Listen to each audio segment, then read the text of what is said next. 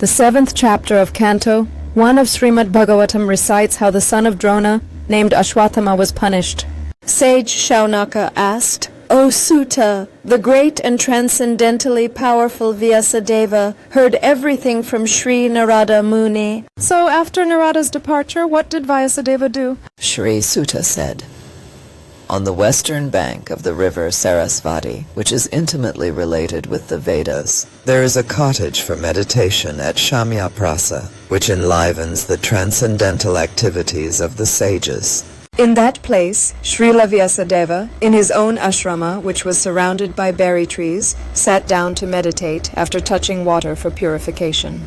Thus he fixed his mind, perfectly engaging it by linking it in devotional service, bhakti yoga, without any tinge of materialism, and thus he saw the absolute personality of Godhead, along with his external energy, which was under full control. Text 5.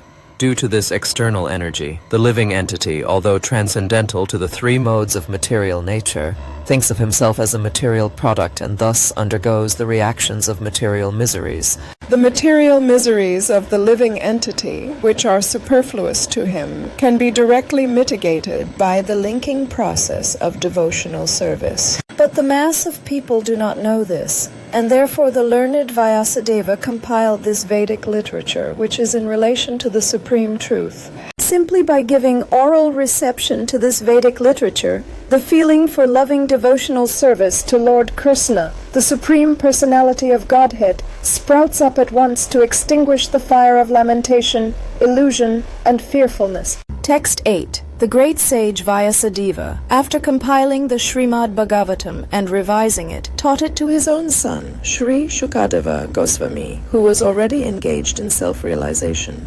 Sri Shaunaka asked Sutta Goswami, Sri Shukadeva Goswami was already on the path of self-realization, and thus he was pleased with his own self. So why did he take the trouble to undergo the study of such a vast literature? Sutta Goswami said, all different varieties of Atmaramas, those who take pleasure in the Atma or spirit self, especially those established on the path of self-realization, though freed from all kinds of material bondage, desire to render unalloyed devotional service unto the personality of Godhead. This means that the Lord possesses transcendental qualities, and therefore can attract everyone, including liberated souls. Srila Shukadeva Goswami, son of Srila Vyasadeva, was not only transcendently powerful, he was also very dear to the devotees of the Lord, and thus he underwent the study of this great narration, Srimad Bhagavatam. Sutta Goswami said, when the respective warriors of both camps, namely the Kauravas and the Pandavas, were killed on the battlefield of Kurukshetra, the son of Dronakarya, Ashwatthama, beheaded the 5 sleeping sons of Draupadi and delivered the heads as a prize to his master, foolishly thinking that he would be pleased. Duryodhana, however, disapproved of the heinous act, and he was not pleased in the least. Draupadi, the mother of the 5 children of the Pandavas, after hearing of the massacre of her sons, began to cry in distress, with eyes full of tears. Trying to pacify her in her great loss, Arjuna spoke to her that he will find and punish Ashwatthama. Arjuna, along with Lord Krishna, set out to follow Ashwatthama, the son of his martial teacher. Arjuna fought with Ashwatthama, and both released the weapons known as Brahmastra. When the rays of the 2 Brahmastras combined, a great circle of fire like the disk of the sun covered all outer space and the whole firmament of planets. Thus, seeing the disturbance of the general populace and the imminent destruction of the planets, Arjuna at once retracted both Brahmastra weapons, as Lord Shri Krishna desired. Lord Shri Krishna said, O Arjuna, you should not show mercy by releasing this relative of a Brahmana, Brahmabandhu, for he has killed innocent boys in their sleep.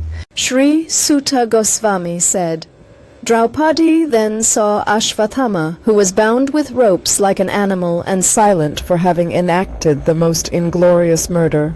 Due to her female nature, and due to her being naturally good and well-behaved, she showed him due respects as a Brahmana. She could not tolerate Ashwatthama's being bound by ropes, and being a devoted lady, she said, release him, for he is a Brahmana, our spiritual master. Sutta Goswami said, Just then Arjuna with his sword, he severed both hair and jewel from the head of Ashwatthama, cutting the hair from his head, depriving him of his wealth and driving him from his residence. These are the prescribed punishments for the relative of a Brahmana. There is no injunction for killing the body.